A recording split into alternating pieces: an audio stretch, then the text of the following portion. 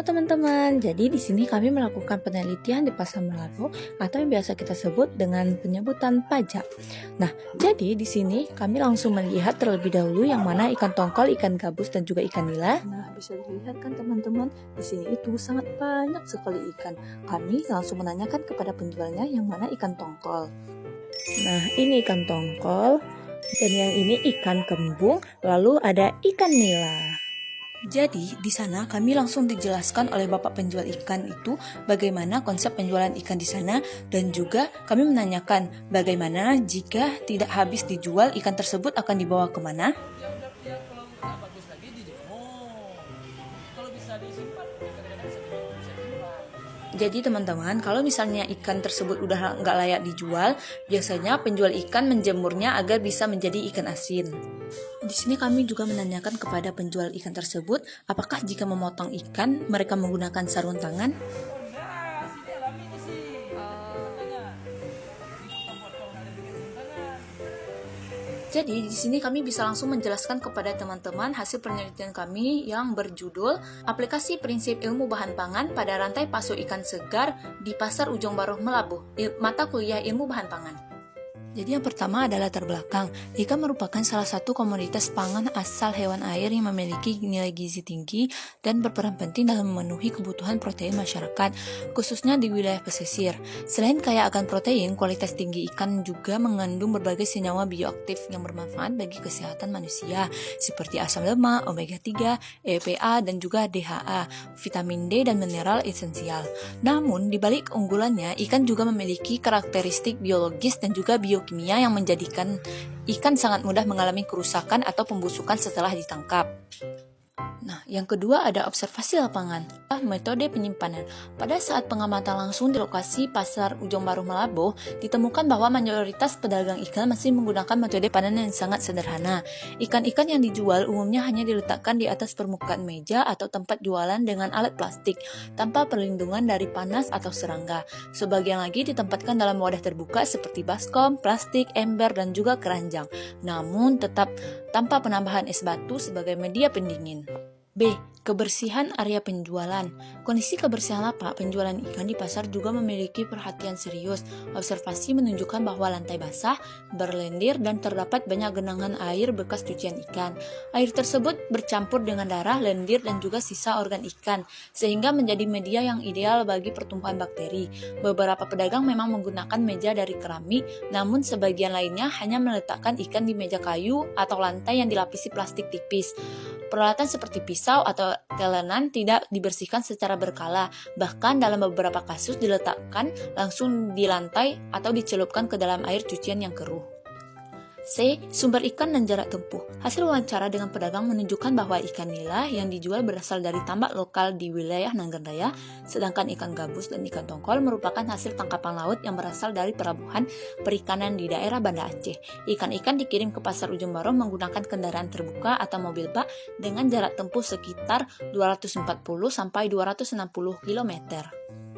D. Perilaku penjual. Aspek terakhir yang diamati adalah perilaku penjual dalam menangani ikan. Hampir seluruh pedagang tidak menggunakan alat pelindung diri seperti sarung tangan dan juga celemek. Penanganan dilakukan secara langsung dengan tangan telanjang termasuk saat membelah perut ikan, membersihkan insang, dan juga menata ulang posisi ikan. Di sini ada penilaian kesegaran ikan. Kami menggunakan tabel, yaitu di sini ada jenis ikan, parameter, skor, dan juga keterangan. Nah, bisa dilihat kan teman-teman, di sini kami meneliti ikan nila, ikan gabus, dan juga ikan tongkol. Jenis ikan nila, parameternya yaitu yang pertama ada mata, skornya 1, untuk keterangannya kerus sedikit cekung, parameter insangnya skornya 1, keterangan merah agak pudar, parameter teksturnya skornya 0, keterangan masih elastis, parameter bau skornya 1, keterangan amis mulai kuat. Untuk ikan gabus, parameter matanya skornya 0, keterangan jernih dan cembung, parameter insang skornya 0, merah cerah, parameter tekstur skornya 0, keterangan elastis, parameter bau skornya 0, masih segar. Nah, untuk ikan tongkol, parameter mata skornya 1, keterangan keruh dan datar. Parameter mata skornya 2, coklat dan berlendir. Parameter tekstur skornya 1, keterangan lembut. Parameter bau skornya 2, keterangan busuk ringan. Uji organoleptik merupakan metode penilaian kualitas ikan segar berdasarkan pengamatan langsung menggunakan panca indera. Parameter yang dinilai mencakup aspek visual, aroma, dan juga tekstur yang masing-masing memberikan indikasi sejauh mana ikan mengalami perubahan setelah proses penangkapan atau distribusi. Dalam penelitian ini dilakukan uji organoleptik terhadap 3 jenis ikan yang umum dijual di pasar Ujung Baruh Melaboh. Nah, yang selanjutnya itu ada analisis masalah. Berdasarkan hasil observasi lapangan di Pasar Ujung Baruh Melaboh, ditemukan bahwa penanganan ikan, terutama ikan laut seperti tongkol, masih dilakukan dengan metode yang sangat sederhana dan belum memenuhi standar keamanan pangan. Ikan dibiarkan terpapar suhu lingkungan tinggi tanpa adanya sistem pendinginan yang memadai. Selain itu, alat-alat yang digunakan dalam proses pemotongan, pengangkutan, dan penyimpanan seringkali dalam kondisi yang tidak higienis. Hal ini menyebabkan ikan rentan terhadap kerusakan biologis dan kontaminasi mikroba, yang secara langsung berdampak terhadap kualitas dan keselamatan konsumen.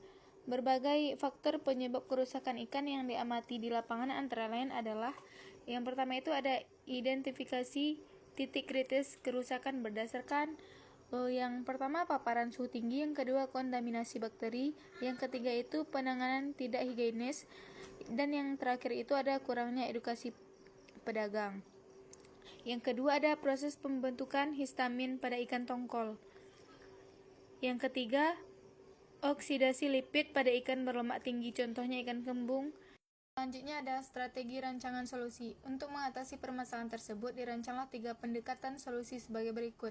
Sebagai panduan praktis, kami mengembangkan protokol sederhana yang disebut protokol 4R, yaitu yang pertama reduction atau pengurangan suhu lingkungan, yang kedua restriction atau pembatasan kontaminasi internal, yang ketiga itu ada replacement atau penggantian alat secara berkala, dan yang terakhir itu ada pembersihan rutin.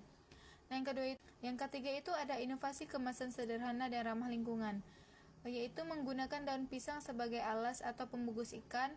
Daun pisang bersifat alami, terurai di lingkungan, dan memiliki sifat antibakteri ringan. Nah, yang kedua itu ada penambahan es batu dalam kantong plastik tertutup dan diletakkan di sekitar ikan untuk mempertahankan suhu rendah dalam beberapa jam.